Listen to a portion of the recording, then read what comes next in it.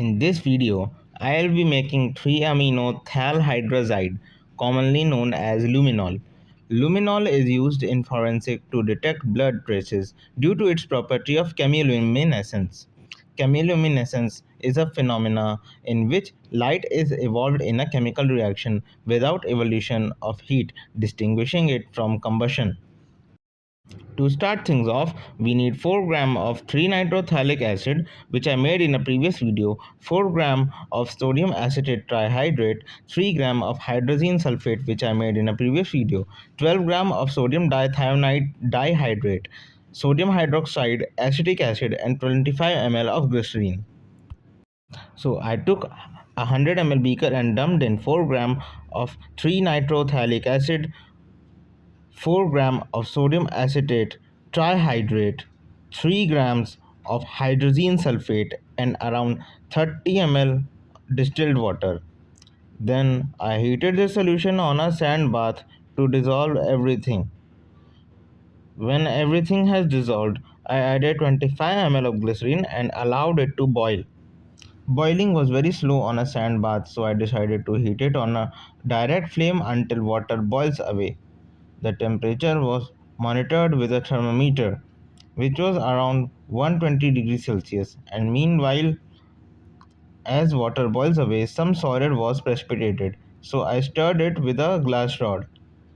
As the temperature rose, it started to froth a lot. I again placed the sand bath beneath the beaker. When temperature rose to 190 degrees Celsius, it the solution turned dark brown. The solution was heated to 200 degrees Celsius and kept it at this temperature for 5 minutes. What's happening here is hydrogen sulfate reacts with sodium acetate to produce free base hydrogen, and acetic acid is given off. The free base hydrogen then reacts with 3-nitrothalic acid to form 3-nitrothalhydrazide. Now the reaction mixture is cooled to 200 degrees Celsius, and then distilled water is added and mixed and allowed to cool to room temperature. The precipitate is filtered off using vacuum filtration and washed with distilled water. The residue is dark brown in color, which means that it has been overcooked, which is quite possible. Anyways, I dissolved this precipitate in 40 ml of 10% sodium hydroxide solution and measured out 12 grams of sodium dithionite dihydrate and added it into the solution. On adding sodium dithionite, the solution should become clear, but in this case it didn't happen. This could be due to some another colored impurity which would be present. Sodium dithionite reduces the nitro group to amine group. For each equivalent of nitro group, 3 equivalents of sodium dithionite is required. I heated the solution to boiling to complete the reaction, and solution was cooled to room temperature. Some solid has precipitated out. This was sodium sulfate, which is a byproduct of this reaction. It was removed by decantation. To the decanted solution, glacial acetic acid was added in small portions.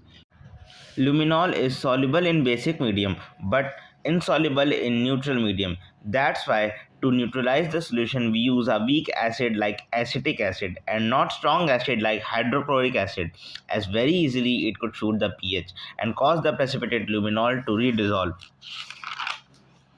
I checked the pH with a pH paper and it remained neutral.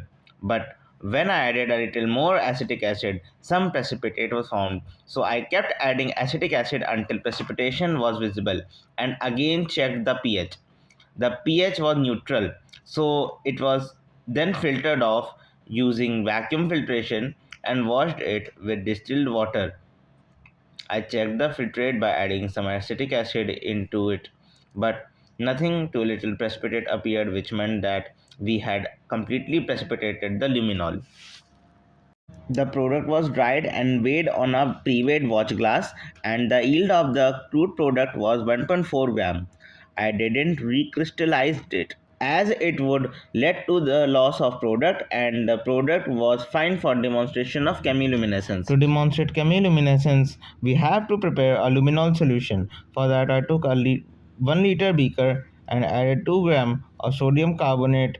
Then I added 0.1 gram of luminol and added some distilled water. The solution was allowed to stir and 1 ml of ammonia solution was added. Then I added 9 gram of sodium bicarbonate.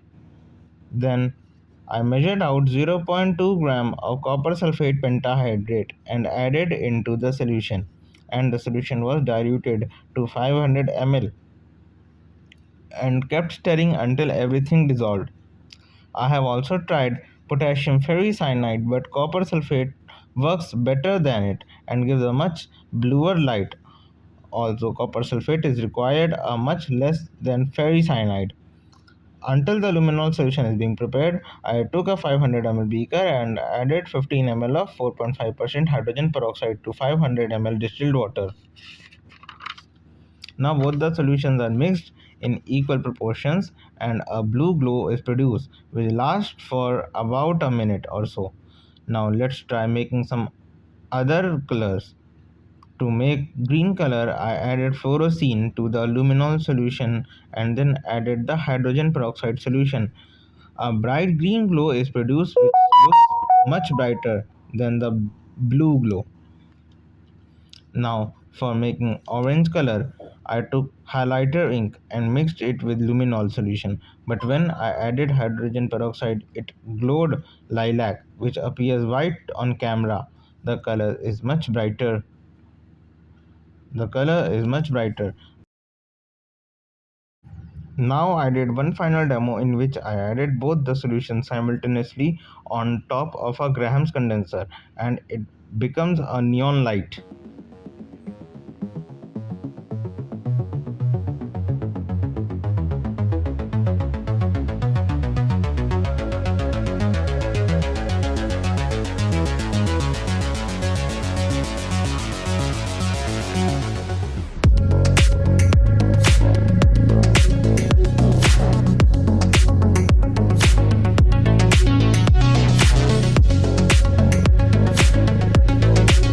I'm going to do a giveaway of this vacuum aspirator which I made in my previous video. You can click on the I button to see that video as I have demonstrated its use.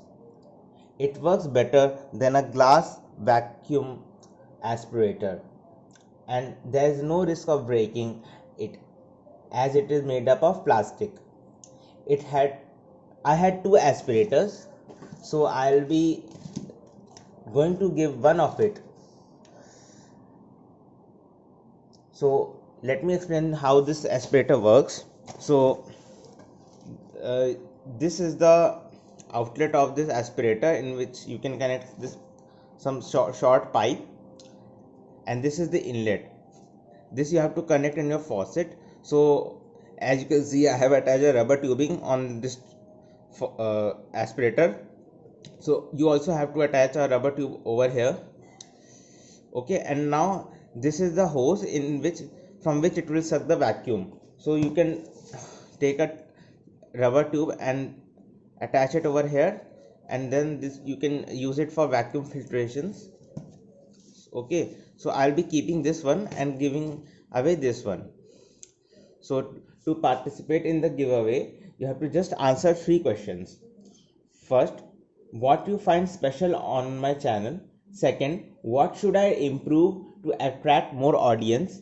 Third, something which you like about me and something that you don't like. So mention all these things in the comment section and then I will choose one of the winners. Mention the winner in the community tab. So see if you are subscribed to my channel or not, because you will receive the community tab only if you have subscribed to my channel.